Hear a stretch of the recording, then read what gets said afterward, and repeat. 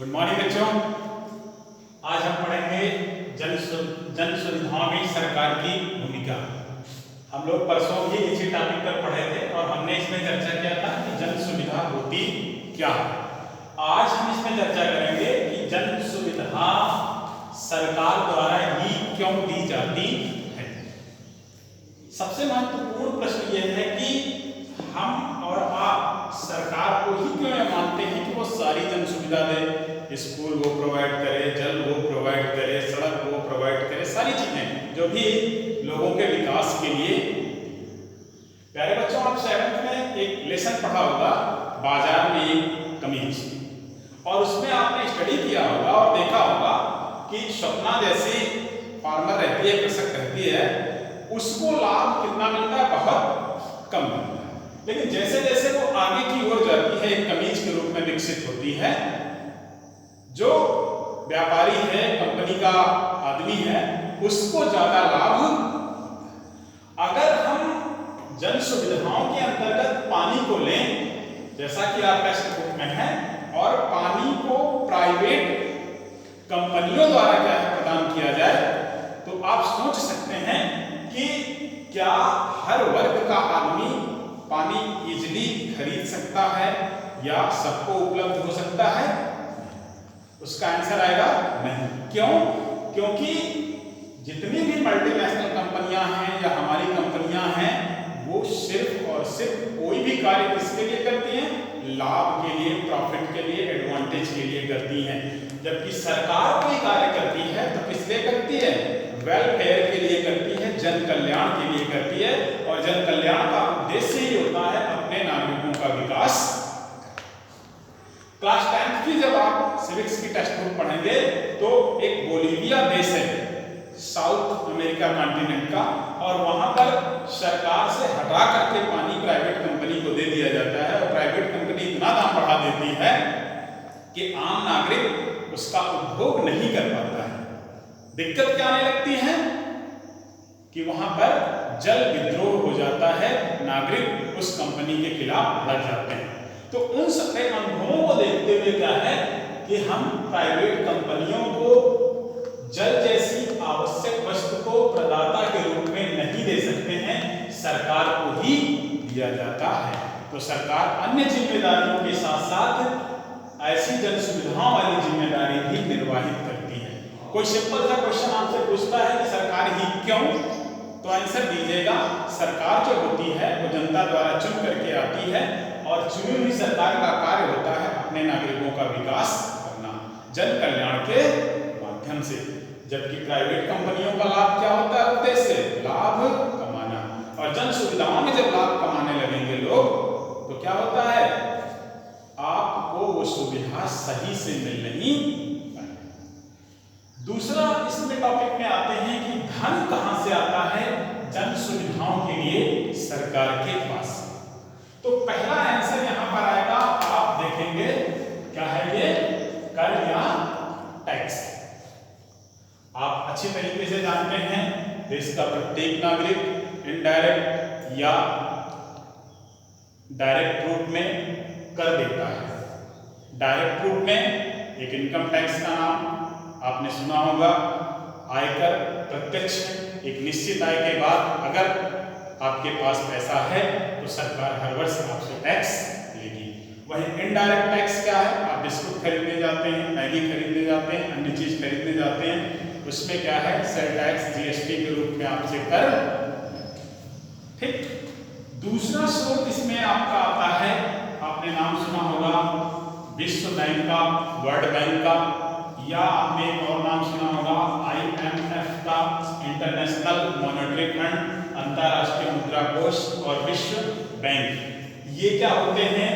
अल्प विकसित विकासशील राष्ट्रों को अपने देश के नागरिकों का लिविंग स्टैंडर्ड डेवलपमेंट करने के लिए क्या है? सरकारों को उधार देते हैं, अनुदान देते हैं, जिससे क्या होती है? उस देश की सरकार अपने नागरिकों को जन सुविधाएं प्रदान करती है।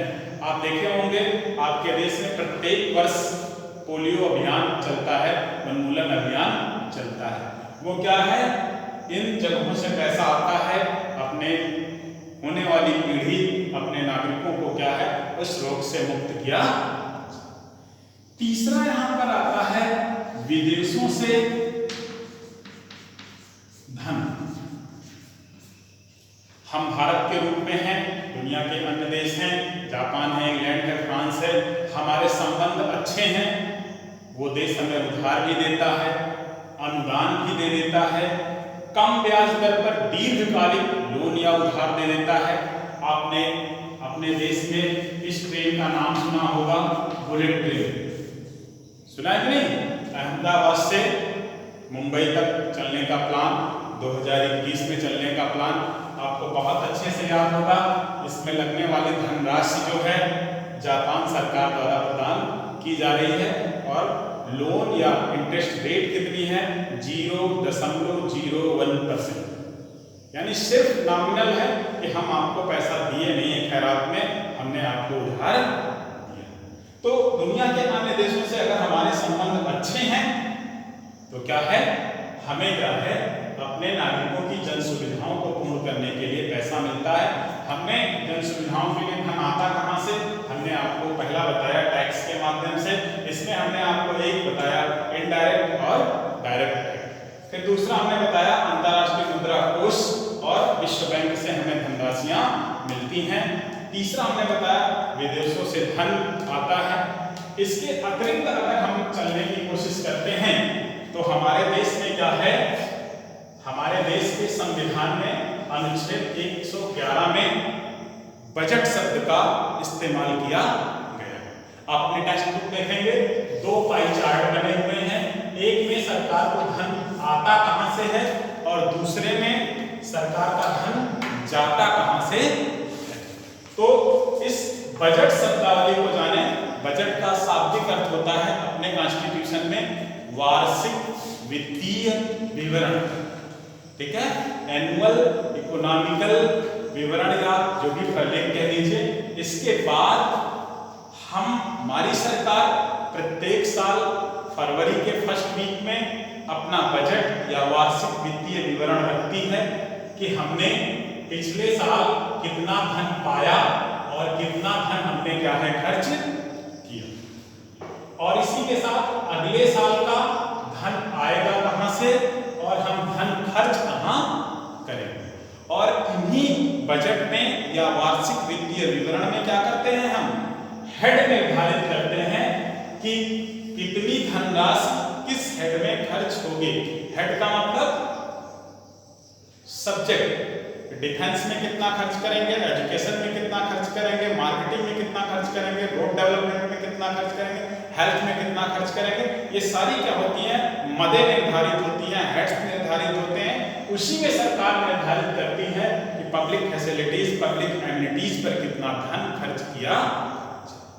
तो प्यारे बच्चों, आज हमने पढ़ा सरकार ही क्यों, क्योंकि सरकार लाभ नहीं देती है, वेलफेयर का कार्य करती है। फिर हमने आपको बताया कि सरकार को धन कहां से आता है, हमने टैक्स पर चर्चा की, इनडायरेक्ट और डायरेक्ट टैक्स पर। दूसरा हमने विश्व बैंक और मुद्रा कोष की चर्चा की, यहां से अनुदान और उधार मिलता। तीसरा विदेशों से हमारे संबंध पर निर्भर करता है कि धन कहां से मिलता है। हमने एक एग्जांपल आपको बुलेट ट्रेन का। इसके बाद आपके टेक्स्ट बुक में बजट का है, तो हमने बजट बताया आर्टिकल 111 में आपका निहित है, जिसका शाब्दिक अर्थ होता है वार्षिक वित्तीय विवरण। इसका तात्पर्य होता है धन आता कहां से है, जाता कहां से है। अपने टेक्स्ट बुक में देखेंगे पाई चार्ट के माध्यम से बहुत स्पष्ट उसमें दिखाया है। तो प्लीज स्टडी करें, क्वेश्चन हमसे पूछें।